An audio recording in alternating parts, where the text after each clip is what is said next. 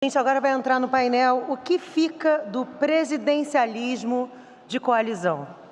Gostaria também de chamar ao palco mestre de cerimônias, a jornalista Diana Bolsas Novas. Já que estamos na integração Brasil-Portugal, vamos encerrar o fórum juntas. Então, vamos lá.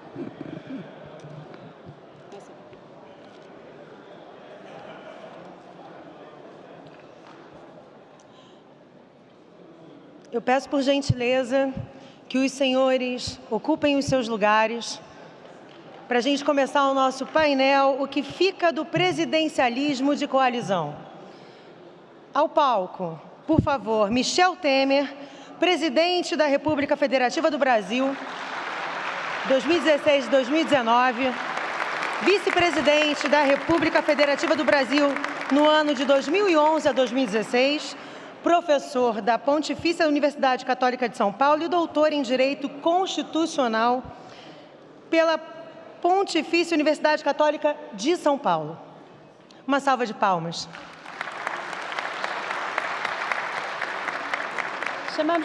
Chamamos também ao palco Manuel Gonçalves Ferreira Filho, professor emérito de Direito Constitucional da Universidade de São Paulo, doutor em Direito Constitucional e Instituições Políticas pela Université Paris da Sorbonne e também doutor honoris causa aqui da Universidade de Lisboa. Uma salva de palmas, por favor. Chamamos também Fábio Pansieri, presidente da Academia Brasileira de Direito Constitucional, pós-doutor em Direito do Estado pela USP, professor adjunto da Pontifícia Universidade Católica do Paraná e vice-presidente da CAMIFEP.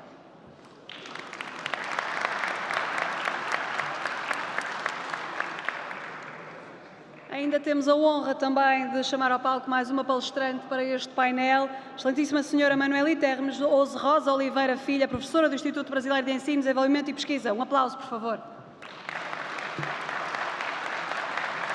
O presidente do Fórum de Integração Brasil-Europa e professor da Faculdade de Direito da Universidade de Lisboa, Vitalino Canas.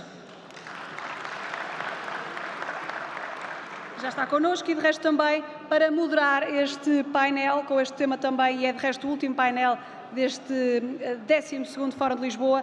Chama ao palco o excelentíssimo Sr. José João Abrantes, presidente do Tribunal Constitucional de Portugal, membro do Conselho de Estado de Portugal e professor catedrático da Universidade Nova de Lisboa. Um aplauso. Desejamos com isto um vosso bom painel para todos.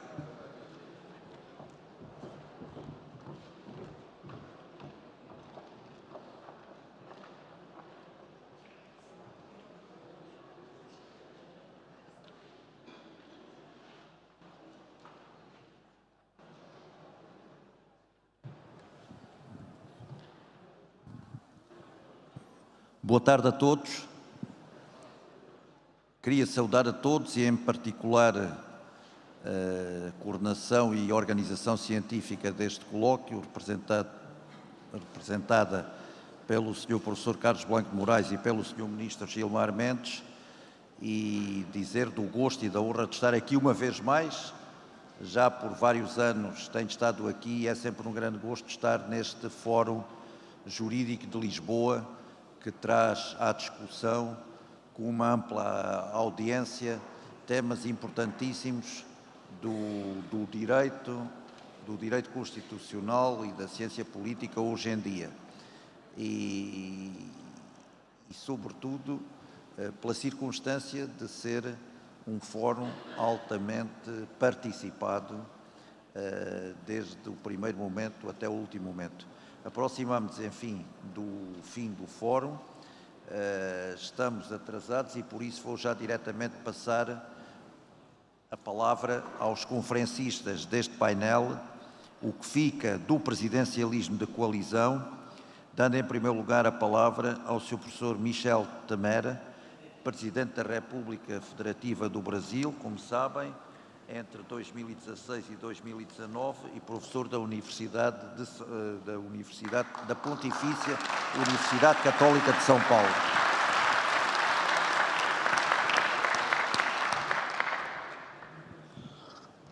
Tudo bem, eu quero saudar a todos os componentes da mesa, e cumprimentar a todos os senhores e senhoras. E vou logo ao tema, porque, na verdade, nós temos um tempo limite, né? E o tema que nos cabe é presidencialismo de coalizão. E a primeira afirmação que faço é que, ao longo do tempo do Brasil, nós tivemos presidente, depois do Império, tivemos presidentes, mas em muitos momentos não tivemos presidencialismo. E eu digo isso porque, na verdade, o presidencialismo é uma decorrência do sistema republicano. Nós todos sabemos que no sistema republicano, e daí o presidencialismo, ele se ancora basicamente na ideia da temporariedade de mandatos. E sobre ancorar-se na ideia da temporariedade de mandatos, também se ancora numa decisão do povo. Esta é a ideia da temporariedade, que é a marca do presidencialismo e, no particular, da República. Eu digo isso e explico por quê. Vocês sabem que, desde que se proclamou a República no Brasil, nós tivemos períodos, lá de 1889 a 1930, bastante tumultuados, com presidentes, tumultos os mais variados, mas com presidentes ainda sendo eleitos e assumindo o seu posto. Quando chegamos em 1930 até 1945, tivemos um presidente, mas não tivemos o presidencialismo, porque, evidentemente, não se cogitava naquele momento de uma reeleição periódica com a temporariedade de mandatos. Sequencialmente, quando vem 45, 46, a nova Constituição reinaugura o sistema presidencialista, coincidente com a figura do presidente, já agora, que perdura, na verdade, até 1964. Com os mais variados tumultos políticos e institucionais naquele período, mas o fato é que de 64 até fundamentalmente 86, 87, quando se convocou uma nova Assembleia Nacional Constituinte, nós tínhamos presidentes, mas não presidentes eleitos diretamente pelo povo e de uma maneira muito individualizada. Sob o foco político, não podemos esconder este fato, eram escolhas feitas por quem estava no poder. Digo eu, por isso mesmo, que nesse período, de 1964 a 87, 88, ou 86 pelo menos, nós tivemos presidentes, mas não tivemos o presidencialismo. Primeiro ponto. O segundo ponto é que, ao longo do tempo, no nosso país, nós sempre tivemos, por assim dizer, a ideia de que o presidente tudo pode fazer. O presidente tem um poder extraordinário. E esse poder deriva precisamente dele presidir a figura da União. No Concerto Federativo União, Estados, Municípios e Distrito Federal, sempre se deu muitíssima relevância à figura da União. E, desde logo, o registro é um fenômeno interessante. A União não é criada diretamente, expressamente pelo texto constitucional, mas ela deriva da circunstância de que a Federação, diz a Constituição, resulta da União, em letra minúscula, né, dos Estados, Distrito Federal, municípios, e daí sim é que, por força desta união, é que se estabelece indiretamente a ideia da União. Mas volto a dizer que, no nosso sistema, sempre se entendeu que a União era mais poderosa que os Estados e os municípios. Isso deriva, meus senhores e minhas senhoras, da nossa formação histórica, começando lá no Brasil Colônia. Vocês percebem que no Brasil Colônia nós tínhamos as capitanias hereditárias, divididas em sesmarias, que era uma centralização parcelada do poder no nosso Brasil colonial. Ao depois, viemos com o governo geral. O que era o governo geral? Senão uma centralização absoluta do poder ainda no Brasil colônia. E quando vem o Império, ainda assim encontramos uma regra constitucional que estabelece o chamado poder moderador, que, no dizer da Constituição de 1824, era a chave política do Império e a ele incumbia velar pela independência e harmonia dos demais poderes, o que significa mais ou menos, mais uma vez, a ideia da centralização. Chegamos à República e, na República, como disse aos senhores e às senhoras, nós tivemos os mais variados tumultos de 1891, especialmente a partir da Constituição, até 1930, mas é interessante, as pessoas sempre entenderam que o presidente da República tudo podia fazer. E esta centralização acentuada que se fazia em torno da União é que levou a sistemas concentradores de poder, como foi aquele de 30 a 45, como foi aquele de 64 a 86. É um sistema centralizador de poder que tem origem, volto a dizer, no nosso histórico constitucional. E é interessante que o legislativo, ao longo do tempo, sempre serviu, eu estive largos períodos no poder legislativo, sempre tinha-se a ideia de que o legislativo era um apêndice do poder executivo, ou seja, o executivo tinha um poder extraordinário. Agora, é interessante, um poder que não encontrava respaldo na Constituição. Tanto é assim que, também ao longo do tempo, imaginou-se uma coalizão. Vamos pensar num presidencialismo de coalizão. E essa coalizão significaria uma integração maior do Executivo com o Legislativo, o que, a meu modo de ver, seria inteiramente desnecessário, porque, na verdade, nenhuma Constituição, mesmo as anteriores de 88, deram poderes excepcionais ao Poder Executivo. Diferentemente, até a regra tradicional foi de harmonia e independência entre os poderes, de modo que não haveria necessidade dessa chamada coalizão. Eu, no particular, digamos assim, não tenho nenhum apreço pela ideia do presidencialismo de coalizão, mas tenho apreço, sim, pela ideia do cumprimento rigoroso do texto constitucional. E volto a dizer, seja o vigente, de 5 de outubro de 1988, ou seja, os anteriores a ele, o que nós verificávamos era a autonomia absoluta do Poder Legislativo. Aliás, o Executivo assim se denomina porque executa a vontade do Legislativo, onde está mais significativamente, mais expressivamente, a vontade popular, em face até do número de representantes do povo, de um lado, e do Estado, dos Estados, de outro lado. Então, a meu modo de ver, bastaria cumprir rigorosamente o texto constitucional, não haveria necessidade de caminhar para uma ideia de um presidencialismo de coalizão. Bastaria caminhar para a ideia singela, simples, individual, de presidencialismo, porque o presidencialismo significa exatamente isso. O Executivo executa aquilo que o Legislativo determina. E o Judiciário, naturalmente, jurisdiciona, portanto, diz o direito, aplicava as controvérsias em face da decisão do Poder Legislativo. Mas ocorreu, volto a dizer, que se entendeu que era preciso fazer uma aproximação cada vez maior com o Legislativo.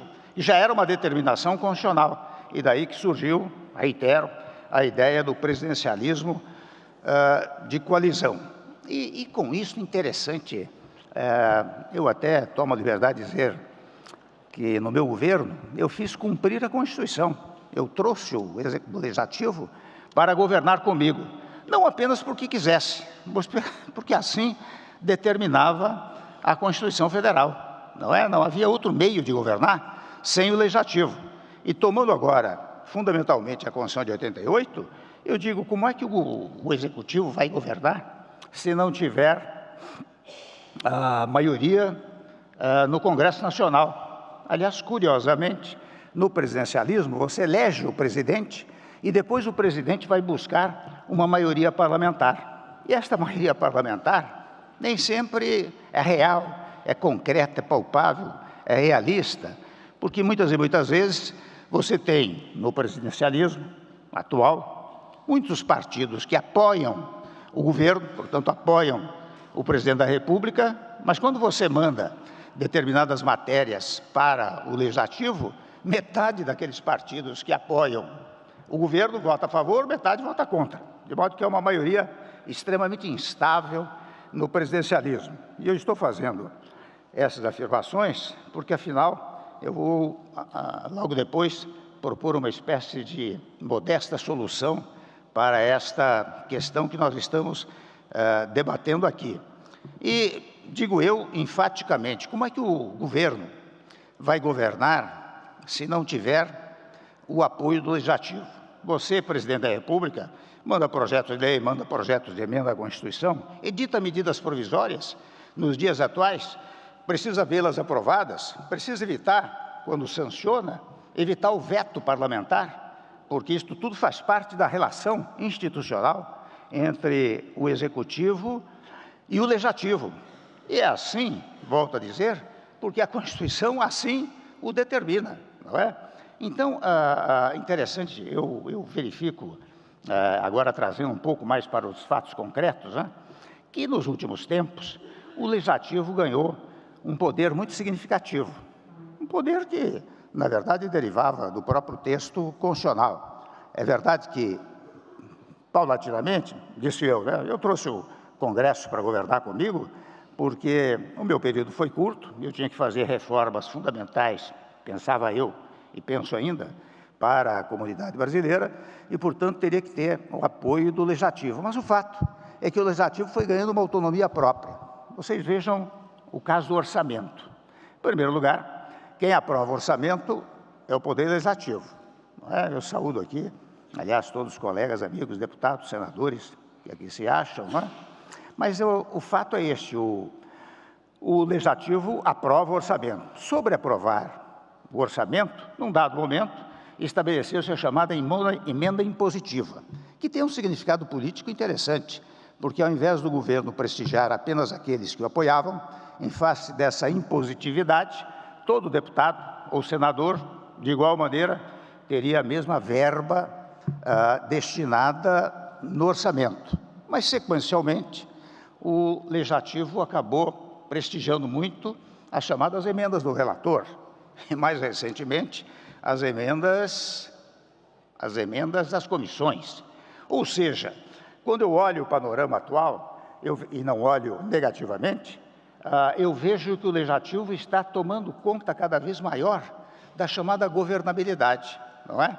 E a própria distribuição das verbas, eu acabei de dizer, emendas impositivas, emendas de relator, emendas das comissões, a própria distribuição das verbas orçamentárias cabem fundamentalmente ao Poder Legislativo. E é interessante aqui, meus amigos, minhas amigas, eu invoco uma lição que aprendi na faculdade com o professor Miguel Reale, que era ato, valor e norma.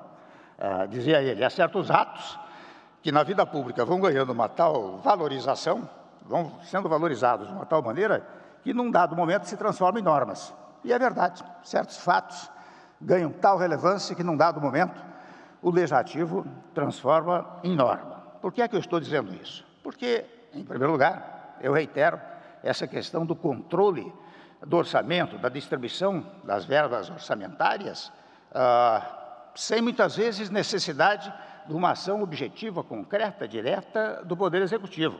Primeiro ponto. Segundo ponto, muito recentemente, eu verifiquei, e aqui vai um comentário político, né?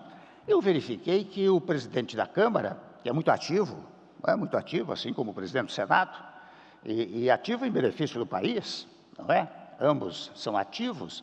Eu verifico que o Congresso Nacional, nessa hipótese dos planos de saúde, está chamando os planos de saúde para fazer uma grande composição, que é uma figura típica do poder executivo. Então, eu vejo que, aos poucos, o executivo, o legislativo, vai assumindo o papel de governante. E governante, interessante, executor, sem ter responsabilidade pela execução. A grande realidade é esta. A responsabilidade pela execução cabe apenas ao Poder Executivo. E por que eu mencionei a ideia do ato, valor e norma? Tempo esgotado já? Que pena.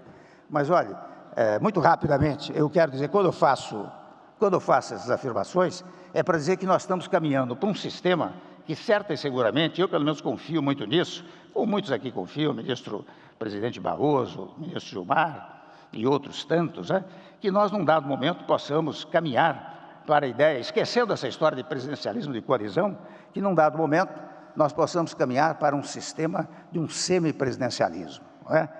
Eu vejo que interessante, não adianta impor de cima para baixo, porque daí a norma não pega. Mas quando ela naturalmente, com toda a naturalidade, vai sendo construída, o que pode acontecer daqui a uns tempos é que se diz, olha aqui, vamos dar responsabilidade plena ao poder legislativo, no tópico da governança interna, deixando a governança externa, estou dizendo obviedade, para o Poder Executivo, e num país que preza muito a figura do Presidente da República, em que o Presidente seja eleito, tal como é eleito hoje, e com várias funções, dentre as quais uma função relevante, que é a de sanção ou veto, até dos projetos de lei sobre indicar o primeiro-ministro e ajudar a aprovar ou não o gabinete que se forme, né? Isto, meus amigos, em rapidíssimas palavras, evita coisas dramáticas que temos vivido no país, que são os tais impedimentos, os impeachments. Veja que nós temos, já vou encerrar, nós temos 35 anos de Constituição, já tivemos 2 impeachments, e todo impeachment cria uma crise institucional. Mas, além dos impeachments, nós tivemos, desde o tempo do presidente Itamar, 394 pedidos de impedimento, o que também gera uma problemática política. Então, em rápidas palavras, o que eu penso, a realidade política do país está levando a ideia de que, daqui a algum tempo, nós possamos esquecer a ideia do presidencialismo de coalizão e caminharmos para um sistema semipresidencialista de governo, em que os problemas institucionais serão de muito menor monta. Muito obrigado.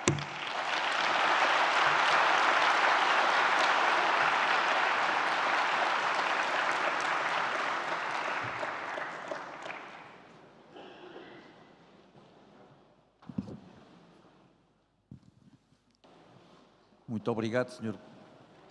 Presidente.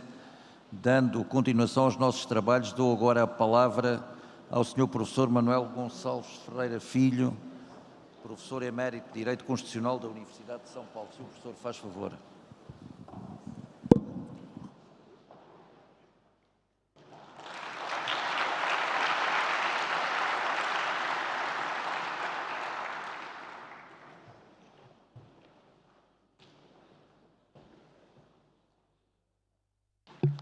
Minhas senhoras, meus senhores, em primeiro lugar, quero agradecer aos organizadores desse evento, o ministro Gilmar Mendes e o professor Carlos Blanc de Moraes, por me homenagearem com este convite, mesmo tendo eu já passado da ideia da plenitude do pensamento e até das pernas, como notaram há pouco. Quero, para saudar todas as autoridades aqui presentes, o senhor presidente do Tribunal Constitucional e, particularmente, o presidente Temer, ilustre figura da política brasileira, de quem eu tenho admiração por muitos e muitos anos, inclusive como constitucionalista. Como, por outro lado, eu sempre fui praticamente professor, estou acostumado a começar as coisas do começo. E sempre, como professor de constitucional, respeitando a Constituição tal qual ela está estabelecida, não aquela que eventualmente virá por um poder constituinte permanente, coisa que eu vi na noite do dia de ontem e muito me impressionou. O problema do que restou no presidencialismo de coalizão é, na verdade, objeto de uma resposta simples em 3 letras. Nada. Aliás, são 4 letras. Nada. Nada, porque o presidencialismo de coalizão surgiu, como já explicou o professor Temer, desculpe chamá-lo de professor, mas, e não de presidente, pelo simples fato de que a governança no mundo constitucionalista, se apoia numa divisão de poderes, dos quais dois expressamente são poderes políticos, porque eles devem exprimir o povo, sem que isso signifique que o terceiro poder não tenha uma alta dignidade. Explico e cito. O artigo 1º, parágrafo único da Constituição brasileira em vigor, dispõe, aspas, todo poder emana do povo que o exerce por seus representantes eleitos ou diretamente, nos termos desta Constituição. Claramente está aí a diferenciação entre o poder executivo e o poder legislativo, que são poderes políticos, e o poder judiciário, que não é um poder político, embora seja um poder de essencial relevância. As tarefas desses poderes, todos aqueles que cursaram uma faculdade de Direito sabem. Um poder deveria estabelecer as leis. Outro poder deveria cuidar da execução das leis e o terceiro fiscalizar se as leis deveriam ser respeitadas. É isso o cerne da separação de poderes que está em Montesquieu, escrito em pleno século XVIII. Mas, em pleno século XVIII, a tarefa do Executivo e do Legislativo era muito separada, porque naquela época prevalecia a ideia de que o Estado não intervinha no domínio econômico. O domínio econômico era cada um por si, dentro do mais rude capitalismo. O mundo mudou para melhor. Hoje, o Estado é social. Ele procura assegurar a felicidade do povo, cuidar de todas as necessidades deles e não só da defesa e da estrutura penal e civil. Esse novo tipo de Estado reclama uma colaboração entre os poderes, portanto, exige uma sintonia entre o Poder Legislativo e o Poder Executivo, uma sintonia que normalmente é feita nos países presidencialistas por intermédio dos partidos. E, especialmente, e é o caso da pergunta, quando nenhum presidente da República no presidencialismo ou nenhum presidente de conselho de ministros no parlamentarismo conta com o apoio sólido de um partido majoritário. A coalizão se torna necessária pela divisão partidária e a necessária associação partidária. Após 1988, após a Constituição atual, essa situação foi, durante algum tempo, preenchida por uma coalizão estável, obediente e fiel. Mas, hoje, o Executivo continua tendo a necessidade, para realizar as suas tarefas, da autorização e do apoio legislativo. E a simples constituição de uma maioria no papel, todos aqui sabem que não é segura, porque todas as votações mostram exatamente que essa unidade não se apresenta. O tempo já é demonstrado para mim e falei demais, mas não vou encerrar antes de dar um exemplo prático, dentre muita coisa que eu desenvolveria. Considere-se o quadro político brasileiro atual. No mesmo dia, salvo o caso das eleições intercalares municipais, o presidente da República é eleito entre dois candidatos. A escolha é pelo melhor dos dois, ou às vezes pelo menos pior dos dois. Mas a escolha é entre dois candidatos. Naturalmente, não é preciso ser professor de ciência política para apreender que a preocupação do eleitor e até da campanha eleitoral é diferente, porque é a escolha do melhor ou do menos pior. Mas concomitantemente, 1/3 ou 2/3 do Senado são eleitos também de modo majoritário, Mas aí intervém um outro elemento, que é o elemento exatamente causado pela divisão federalista que é necessária a um país das dimensões do povo brasileiro. E o outro aspecto, na Câmara dos Deputados, é muito mais acentuado, porque os deputados são eleitos não necessária e exclusivamente com a preocupação de se eleger, mas eles têm o dever de defender, de atuar em favor de comunidades mais restritas, e expor e pôr em discussão diferentes ideários políticos.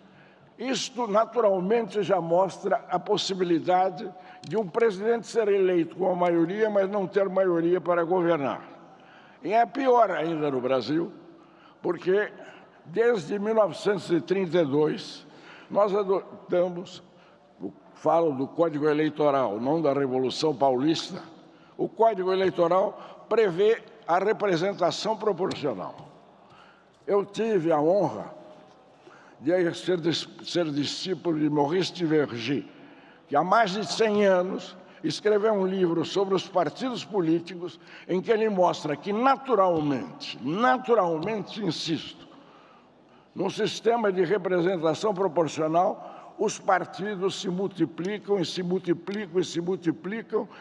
sem que isso justifique contraposições doutrinárias, porque às vezes são elas muito parecidas e às vezes são simplesmente criadas por interesses pessoais e pelas manobras dos marqueteiros. O que acontece então? Como constituir uma sólida maioria, uma sólida coalizão para a realização para o funcionamento do presidencialismo, que concentra, exatamente por uma influência que vem do positivismo no Brasil, porque a República Brasileira foi provocada, causada e criada pelo pensamento positivista. E o pensamento positivista traduzia esse panorama com a necessidade, aspas, de uma ditadura republicana. Ditadura republicana para mostrar que o presidente tinha que ser forte exatamente para que o país se desenvolvesse. Lembro que o Manifesto Comunista de 1848 também fala em ditadura do proletariado, mas apenas observo que na visão desse tempo, a visão no século XIX, democracia, ditadura, ou melhor, ditadura era um poder forte, um poder capaz de revolucionar as instituições que estavam ancoradas há séculos. Esse quadro é nítido no Brasil, e inclusive, permitam-me os eminentes deputados aqui presentes, os partidos políticos, na realidade, têm perdido força. E têm perdido força e a demonstração é muito fácil. Eu tenho um grande amigo que tem condições de facilidade de se abeberar nas fontes do Tribunal Superior Eleitoral contra votos, partidos, etc. e tal, inclusive pelo fenômeno que está diante dos nossos olhos, mas às vezes nós fechamos para não enxergá-lo. Qual é? É o problema que a maior bancada no Congresso Nacional é da Frente Agropecuária. O maior partido tem cerca de 100 deputados, a Frente Agropecuária tem mais de 2 vezes isso. Muito mais eu poderia acrescentar esse propósito. Mas, como eu já recebi o cartão amarelo e estou prestes a receber o cartão vermelho, eu concluo. Nós precisamos, e é o óbvio que se diz em toda reunião política, de reformas. E uma das reformas nossa é levar em conta que o presidencialismo hoje não funciona mais. E não tem condições de fazer mais. É exatamente o que eu aprendi também, porque a sorte me levou à França em 1958, quando o general assumiu o poder e, sem golpe de Estado, por uma emenda constitucional, obviamente, causada pela situação política, e recebeu a missão de estabelecer uma nova Constituição para a França, que é a Constituição em vigor, que é uma Constituição hábil, uma Constituição que combina presidencialismo com parlamentarismo. É uma Constituição semipresidencialista, mas que, conforme a evolução eleitoral, tem uma dimensão variável, como ensina o professor Carlos Blanco de Moraes. Consequentemente, pode ser também o semiparlamentarismo. Portugal é um exemplo disso. Portugal tem um regime semipresidencialista que varia de vez em quando para um sistema semipresidencialista. Semiparlamentarismo e semipresidencialismo. Assim, eu acho que um dos pontos da reforma, talvez de maior importância, seja a transformação do sistema de governo brasileiro, adotando-se um sistema semipresidencialista para respeitar as tradições culturais do nosso povo, mas trazendo a organização política para uma eficiência maior que ela tem. Porque, necessariamente, no semipresidencialismo, o presidente supervisiona e arbitra, mas o executivo está nas mãos de um gabinete que se forma necessariamente pelo apoio da maioria parlamentar. E é muito mais fácil, então, na política de todos os dias, que assim se coordene a atuação em prol do bem comum. Desculpe-me se me estendi demais, desculpe-me se desobedeci ao cartão vermelho. Muito obrigado.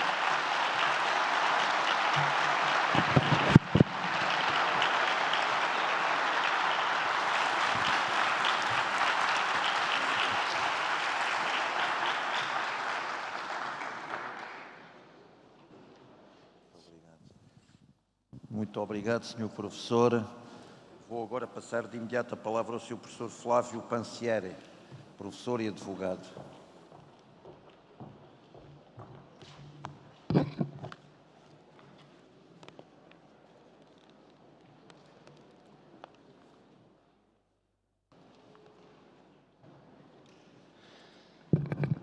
Senhoras e senhores, uma boa noite já a todos. Eu pretendo ser breve, sob a lógica de que o bom discurso deve ser breve e bom, mas se somente for breve, não perceberão que não foi tão bom assim.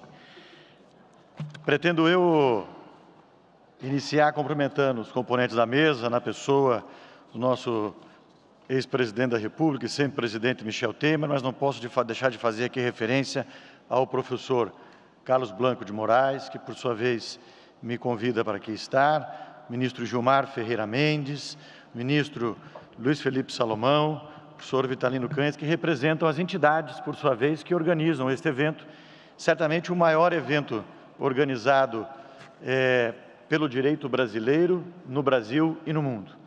Então, aqui, os saúdos por esta iniciativa que este ano transborda a lógica de um evento simplesmente jurídico. A minha pretensão hoje é tratar rapidamente desta crônica que já está presente em nossas vidas, a morte do presidencialismo de coalizão.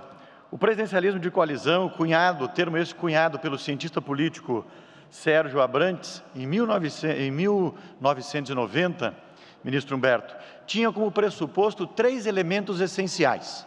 Quais eram esses elementos? Primeiro, a fragmentação político-partidária, um comando orçamentário forte pelo Poder Executivo, e, em terceiro lugar, um presidente hábil, capaz de comandar a nação e que tivesse uma relação com o parlamento acima da média, uma relação capaz de conviver com o parlamento e envolver o parlamento a partir de suas pautas. Essa lógica, por sua vez, ela passa...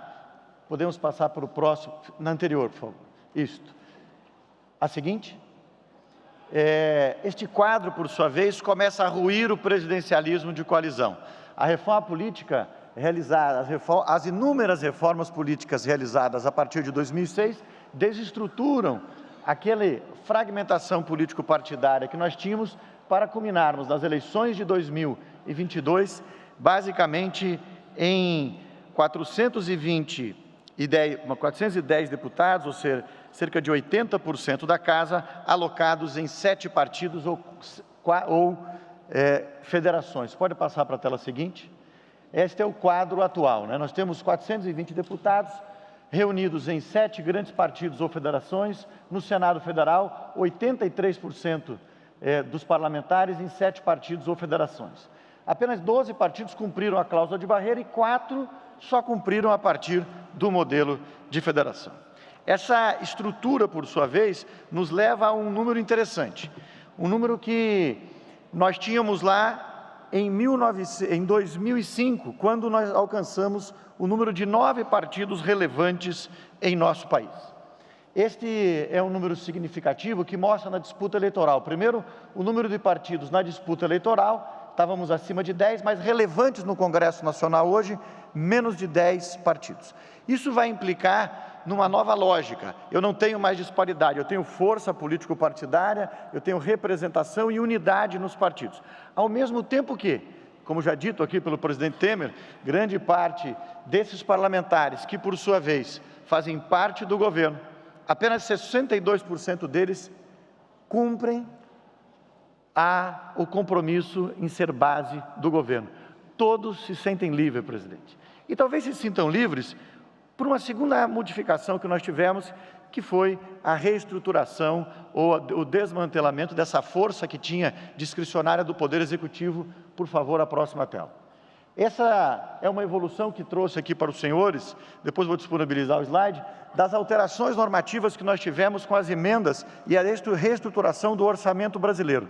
Esse segundo ponto, a partir de 2014, com as emendas individuais impositivas, depois com a constitucionalização das emendas, as emendas de bancada em 2016, o teto de gastos absorvendo já essa lógica das emendas de bancadas e impositivas, numa nova disciplina.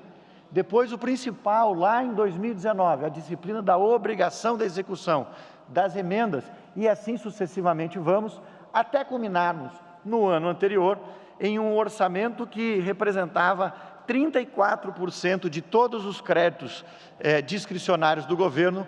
O parlamento é que determinava esses créditos e culminamos na ADPF 850, que o Supremo Tribunal Federal declarou inconstitucional o modelo vigente para que o parlamento reconstruísse essa temática.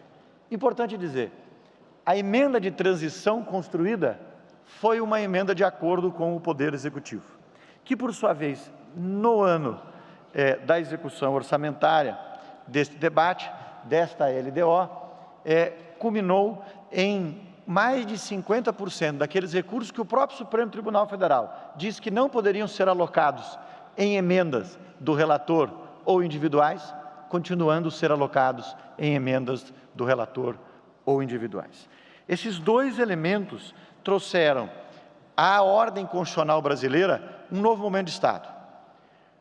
Reunindo isto com um modelo político partidário, sem verticalização nacional, onde o presidente é eleito sem uma base no congressual, onde eu elejo um presidente da República e uma base congressual diversa.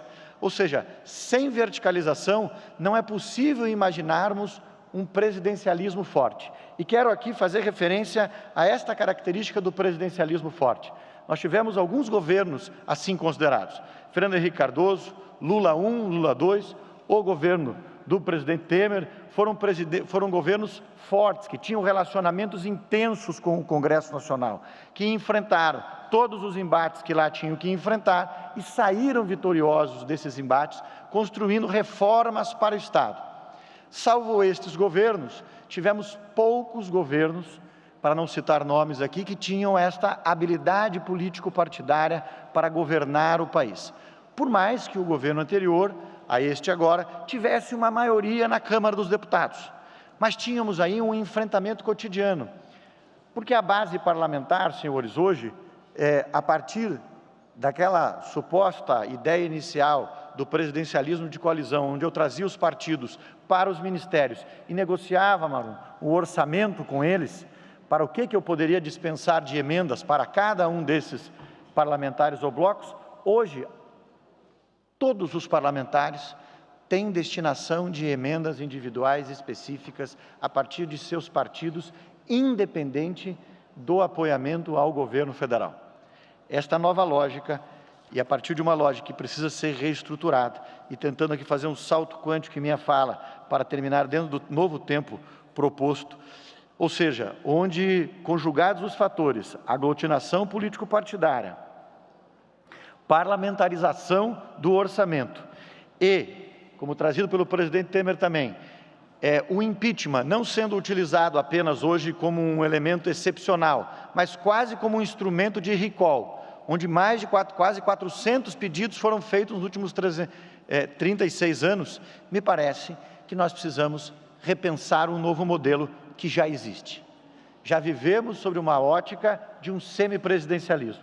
Precisamos agora sentarmos no parlamento e, quiçá, discutirmos como este elemento, como esse novo modelo de Estado será configurado, construído e aprovado a partir do diálogo. Pode passar para a última tela, por favor? A última agora, por favor. Por fim, eu queria dizer aos senhores que, seja no presidencialismo ou no semipresidencialismo, a democracia não pressupõe jamais o consenso. A democracia é conviver no dissenso, reconhecendo o outro como igual, e a partir desta lógica é que eu espero que o nosso parlamento brasileiro, junto com as grandes figuras que, por sua vez, participaram desse fórum, sejam da economia, da política e do poder executivo, possam, junto com a academia, construirmos de uma forma franca, evidente e clara esse novo sistema que já vivemos. Muito obrigado, senhores.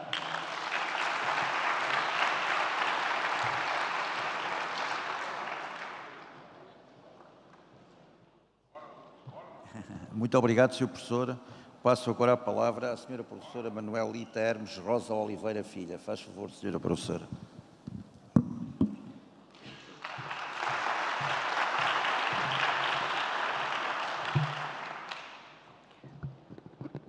Boa tarde a todas as pessoas aqui presentes. É uma honra estar nessa 12ª edição do Fórum de Lisboa. Eu já descobri que temos um novo tempo apertado, mas eu não posso deixar de cumprimentar a mesa. Muito feliz aqui por estar neste painel. Cumprimento o professor José João, presidente do Tribunal Constitucional, o professor Michel Temer, nosso ex-presidente da República, o professor Manuel Gonçalves Ferreira Filho, que eu descobri que, quando pequeno, era chamado carinhosamente pela avó de Manuelito, quase meu xará, que honra. Professor Vitalino, professor Flávio Concieri. Agradeço imensamente o convite feito pelo meu dileto professor Carlos Blanco de Moraes e pelo professor de todos nós, nosso ministro Gilmar Mendes. Cumprimento as mulheres aqui presentes, em nome da doutora Guilmar Mendes e em nome de minhas colegas da Advocacia Geral da União e estudantes da Universidade de Lisboa, doutora Deisiane e doutora Andréa Sabião. Eu gostaria de sintetizar, então, eu tinha sido um pouco disciplinada para cumprir o prazo anterior, mas agora eu precisaria abandoná-lo para me encaixar aqui no novo tempo. E vou fazer o meu foco, primeiro, na necessidade de abordarmos os temas e as crises do Brasil com base na compreensão histórica do nosso país, na compreensão do nosso Estado-nação. Eu sempre menciono para os meus alunos, no IDP, na Universidade de Brasília também, que o ensino jurídico, muitas vezes, foi feito de uma forma a apartar a compreensão das instituições e dos institutos jurídicos da compreensão histórica, ou seja, uma compreensão apartada, a história de lado, o direito do outro. O professor italiano Paulo Grossi, ele chama esse fenômeno de deshistorização. Então, nós tivemos nosso ensino com um processo de deshistorização e precisamos resgatá-lo, como bem fez o nosso professor Michel Temer, aqui também, com esse resgate histórico. E aí eu trago o resgate histórico com um olhar também do direito comparado, que é a minha formação. Tivemos hoje a aula do meu grande maestro do direito comparado, professor Lúcio Pegoraro. Como nós começamos o nosso constitucionalismo? O constitucionalismo nosso, brasileiro, foi diferente. Saúdo a Bahia também, desculpe, interrompo aqui. Saúdo o meu estado, a Bahia, aqui em nome do meu conterrâneo, deputado Antônio Brito. o nosso constitucionalismo, o latino-americano, o Brasil foi o único que teve a primeira Constituição com a monarquia instalada. Tivemos o regime monárquico convivendo com a primeira Constituição. Só após a República que tivemos, então, o presidencialismo. Os outros países, outros estados já foram presidencialismo, tiveram influência da Constituição de Cádiz também, influência francesa que também nos norteou, e nós fomos beber nos Estados Unidos, na Constituição estadunidense também, com formato trazido pelo nosso conterrâneo Rui Barbosa. Então, nós já fomos objeto de uma primeira importação de um sistema jurídico. Estamos falando do sistema presidencialista. Fomos beber de uma fonte alienígena, e isso nós precisamos ter cuidado à luz da metodologia da comparação, e importamos o presidencialismo, importamos a federação, e até hoje não sabemos conviver com nenhum dos dois. Nós temos dificuldade, o país precisaria de uma constante terapia para saber o que é o regime federativo, e isso reverbera em toda a jurisprudência do Supremo Tribunal Federal, reverbera na pandemia, na DI 6341, que precisou ensinar um pouco mais o que é ser federalismo, ter federalismo cooperativo no nosso país, e o presidencialismo também não mudou. Como já foi dito aqui, o presidencialismo moldado na primeira Constituição Republicana, de 1891, era de um formato de uma sociedade liberal, com um outro contexto, com aquele Estado que depois ali ruiu, com a crise de 29, viemos então com o constitucionalismo social, fomos beber de Weimar, de Querétaro, estamos com a Constituição de 1988. Depois desse efeito sanfona também, de democracia e autocracia que nos toca, liberdade para os estados, liberdade federativa, e depois, alto lá, vamos centralizar, e também assim com o presidencialismo. Então, algo que nos toca na região latino-americana é o hiperpresidencialismo. Então, nós temos essa preponderância, muitas vezes, do presidencialismo, e isso resultou em regimes de exceção, em ditaduras. Então, vamos tentar moderar esse hiperpresidencialismo que caracteriza a nossa região com uma maior participação do parlamentarismo. E vamos, então, no nosso país, construir esse parlamentarismo, ou esse presidencialismo de coalizão. E até que ponto, vamos ficar no de iure, de fato, até que ponto o contexto real da prática, o direito vivente, como a doutrina italiana fala, diritto vivente, como vamos saber lidar com a prática do que foi lá forjado no texto constitucional, e a lide política vai trazer outros contornos. Então, temos essa dificuldade atual. Nós somos um país em reforma. Já foi falado aqui, eu comecei com a ideia inicial de contar quantas vezes a palavra reforma seria mencionada, mas fui tão absorvida pelas excelentes exposições e me perdi. Mas já foram algumas vezes aqui, a palavra reforma foi citada algumas vezes. Somos um país em reforma. Para termos as reformas, precisamos ter governabilidade.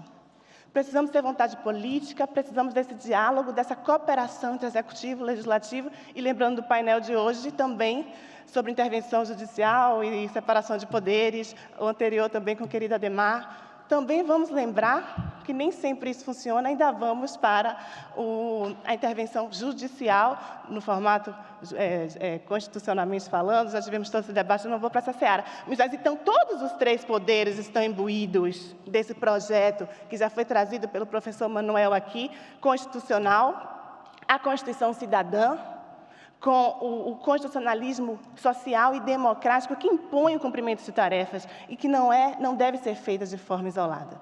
E vamos ter impasses, vamos ter essa maioria, porque vamos ter eleição direta para presidente, para o Congresso, e não necessariamente haverá sintonia. E eu pergunto, quando houve sintonia perene, estável?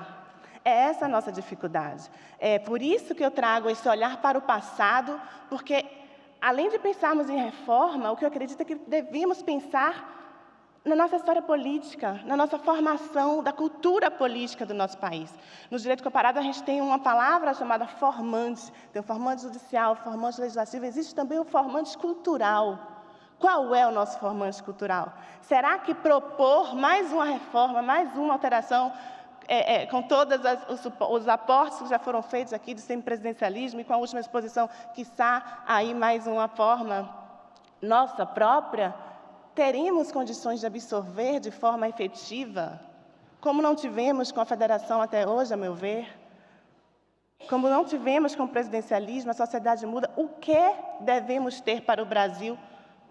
Como compreender o nosso formato de fazer política? Como compreender a nossa dimensão continental? A composição do Congresso? O que se espera de um presidente da República? A nossa população vai saber lidar. Faço minha saudação aqui ao presidente do Supremo Tribunal Federal, ministro Barroso. Fui muito feliz no Supremo por 4 anos ali cedida. Uma honra tê-lo aqui. Então, até que ponto vamos saber lidar, mais uma vez, com o de iure, o de fato, o direito vivente, já que estamos aqui e, de repente, a população, mas o presidente agora deixou de ser aquele presidente? E o Congresso, então, é muito bom discutirmos, propormos, mas o que eu mais resgato ao estudar direito é conhecer-nos e conhecermos a nossa história para tentar. Lógico, o direito comparado existe, eu sou entusiasta dele, sou comparatista. Vamos olhar para fora, tempo esgotado. Vamos olhar para fora, vamos beber das experiências, como já foi dito aqui, a experiência francesa, mas estamos acompanhando a França atual. A Europa, eu conversava recentemente com o professor Carlos Blanco de Moraes, a Europa está atenta ao que está acontecendo na França, porque dali podem vir muitas possibilidades. Estamos falando de uma democracia que não é tão jovem quanto a democracia brasileira. O semipresidencialismo ali pode ser de um formato, mas para trazermos a adaptação, então temos os 3 Cs do direito comparado: conhecer, compreender, comparar e depois adaptar muito, mas muito ao nosso contexto. E é isso que eu prego, o conhecimento maior da nossa formação jurídica e da nossa população, dos anseios políticos da nossa sociedade, não só de quem faz o desenho institucional, faz as propostas de reforma, mas como esse corpo, como, fazendo alusão aqui a um transplante médico, como esse organismo social vai poder aceitar ou não esse transplante jurídico que pode, por vezes, ser rejeitado e não ter a efetividade que almejamos. À luz do tempo esgotado, agradeço mais uma vez o convite e encerro aqui minha contribuição. Muito obrigada.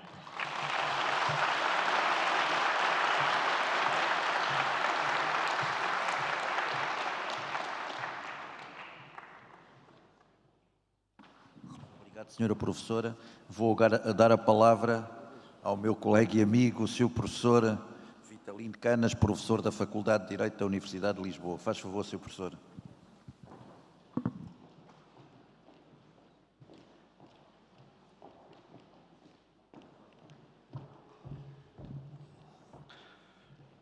Começo por saudar o meu amigo José João Abrantes, presidente do Tribunal Constitucional, amigo de há muitos anos e de muitas andanças, muitas condições.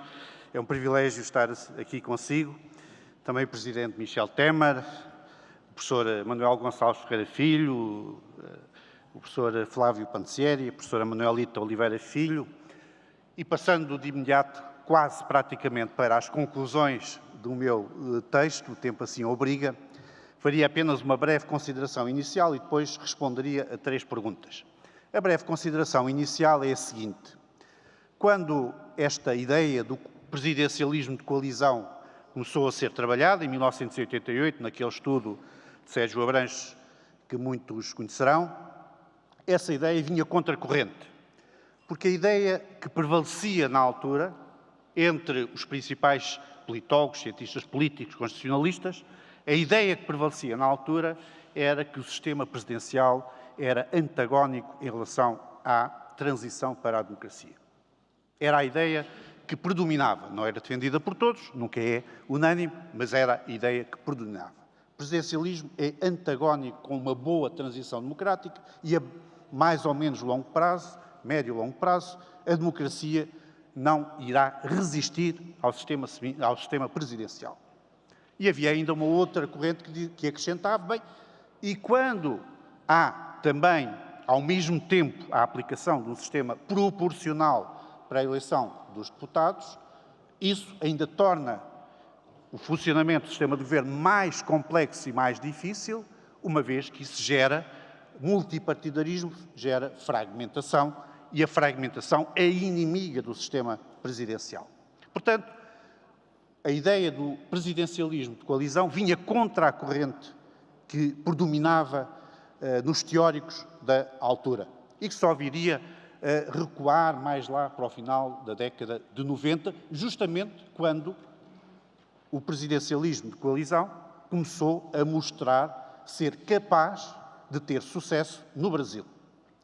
E, portanto, a primeira resposta à pergunta que está ali, que fica do presidencialismo de coalizão, fica a ideia de que pode ter sucesso. E teve no Brasil. Mesmo que as condições institucionais e o contexto político fossem ligeiramente diferentes daquele que o autor tinha inicialmente trabalhado. O autor tinha trabalhado, por exemplo, com um sistema partidário similar àquele que existia em alguns países da Europa, com 4, 5, 6 partidos e não com 20 ou 30. Portanto, isso alterou-se, mas mesmo assim o presidente socialismo de coalizão mostrou ser capaz de ter sucesso. Mas as mesmas condições, quer do ponto de vista institucional, quer do ponto de vista do contexto, que podem trazer sucesso ao presidencialismo de coalizão, também podem fazer com que ele se altere. Todos os sistemas políticos, todos os sistemas de governo são transformáveis pelo contexto, pelas circunstâncias. O sistema semipresidencial também o é, também muda de face de tempos a tempos, mesmo num só país. Todos os sistemas de governo, portanto, são transformáveis. E o sistema presidencial de coalizão é transformável. E pode-se transformar, essencialmente, naquilo que eu designo de sistema presidencial de Assembleia. O que é o sistema presidencial de Assembleia? Parece contraditório, não é? Internamente contraditório. O que é que eu designo como sistema presidencial de Assembleia? O sistema presidencial de Assembleia é aquele em que o Presidente da República mantém alguns poderes, continua a ser eleito diretamente, tem poderes de chefe do Executivo, tem poderes ao nível da formação da coligação, mas o centro do poder desloca-se para a Assembleia, que inclusive pode ter aquilo que todos os sistemas parlamentares de Assembleia têm, que é a possibilidade de destituir o chefe do Executivo, através, designadamente, do impeachment. Este é o sistema presidencial da Assembleia, que tem duas modalidades possíveis. Uma com coligação maioritária, em que o Presidente, apesar de tudo, ainda tem condições para formar uma coligação, mas depois é a coligação que controla o processo político, e outra modalidade de sistema presidencial de Assembleia sem coligação maioritária, em que o poder se desloca integralmente para a Assembleia, através de coligações ad hoc, etc.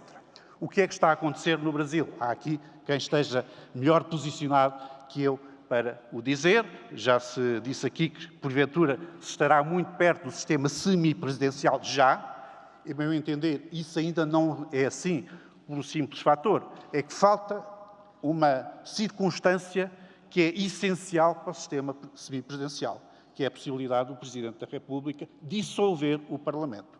Isso não existe no Brasil. E não existindo, não me parece que se possa classificar de sistema semipresidencial, embora me pareça, e aqui concluo a minha breve intervenção, embora me pareça que uma das soluções possíveis para evitar esta evolução para um sistema presidencial de Assembleia comandado a partir da Assembleia, não a partir de uma coligação que, apesar de tudo, pode ter alguma coordenação interna, mas a partir da Assembleia, onde se formam coligações ad hoc para cada medida e até eventualmente para destituir o Presidente, penso que a alternativa poderá ser, ou poderão ser duas, uma de duas.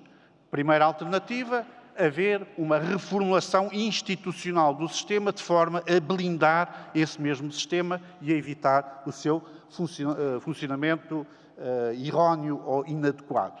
A segunda, a possibilidade de se transformar num sistema semipresidencial.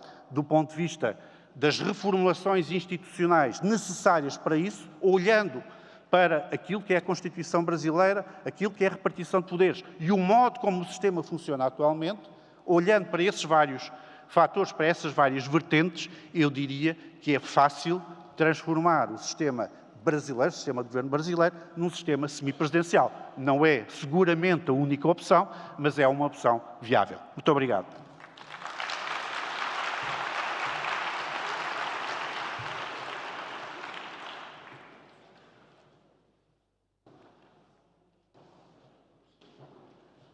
Muito obrigado, Sr. Professor.